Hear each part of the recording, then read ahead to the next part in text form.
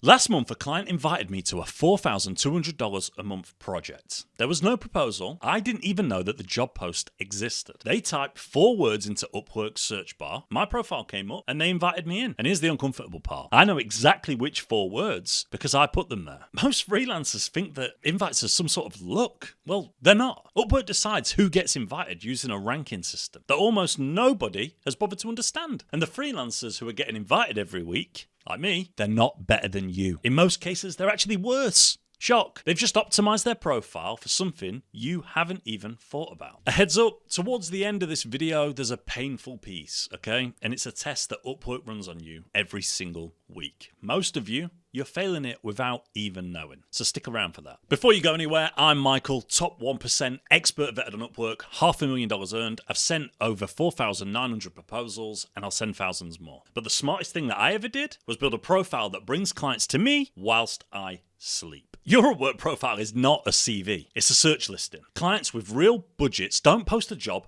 and wait. They go to talent search, type in what they need, and invite the top results as well. Think about how you use search engines, how you use Google. You never read page 4. Neither do clients with money. That's it. That's where invitations come from. Now think about what the gurus told you to do with your profile. Tell your story, show your personality, write about your passion. That advice is why you're invisible, because Upwork's search engine doesn't rank passion. It ranks relevance. I tested this on my own profile in the early days. My old title was digital marketing expert. Sounds strong, sounds diverse, ranked nowhere because no clients type in digital marketing expert. They don't. They type Google Ads expert. I rewrote my title around the exact terms that I know clients search for, and the numbers moved inside of a fortnight. Profile views went from a single digit a week to 63. Invites went from 0 a month to 19. Same experience, same portfolio, different words. So the question becomes obvious. What exactly do clients type?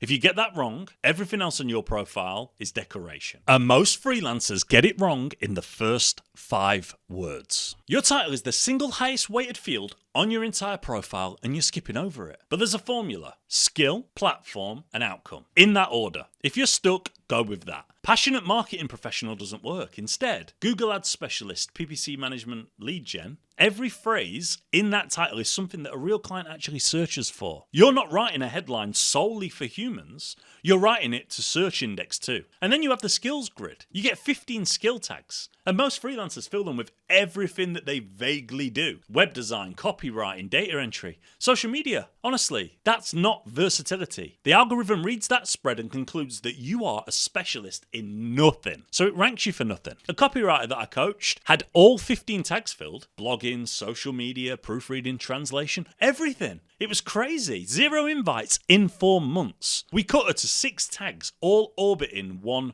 phrase: email marketing copy. 11 days later, her first invite. Not because she got better at anything, but it's because the algorithm finally knew what she was. The same thing happened when I stripped my tags down to Google Ads and its direct neighbors, PPC, SEM, paid search. My rankings for those terms jumped. One client later told me that I was the 3rd result when she searched. 3rd out of thousands of Google Ads freelancers. That's not luck. That's engineering. But you can have the perfect title, the perfect tags, and still get 0 invites because the algorithm checks something else before it shows you to anyone, and it's not on your profile page at all. Before I show you what that is, do something for me. Open your Upwork profile right now and read your title. Then ask one question. Would a client type those exact words into a search bar? Not, is it impressive? Would they type it? Drop your current title in the comments. I read them and I'll tell you straight whether it's a search term or a decoration. The thing the algorithm checks before ranking you is your behavior. Upwork search doesn't just match keywords, it weighs trust signals too. Your job success score, how quickly you respond to messages, your availability badge, is it on or not? How recently have you been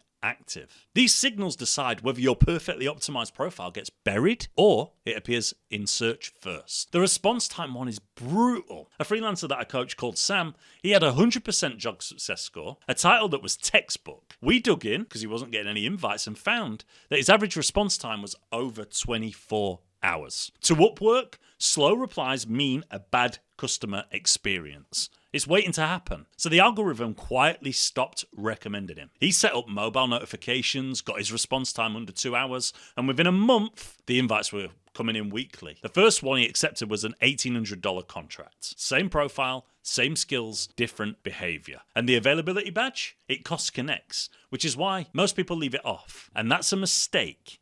It's a direct signal to the ranking system that says, show me to clients now. The freelancers who treat it as optional are competing with a handicap that they cannot see. Fix the behavior signals and the invites start arriving. Which brings us to the part that I warned you about. The part that stings. Every single invite you receive is a test. You've been sitting this exam every week, and most of you, you've been failing it without ever knowing that it was happening. I proved it with the smallest invite that I ever received. A client invited me to a $150 job. It's way below my rate. Most freelancers would have just ignored it, skipped past it. I replied within the hour, thanked them, declined, pointed them towards what they should be looking for instead. 30 seconds of typing. 3 weeks later, that same client came back with a different project.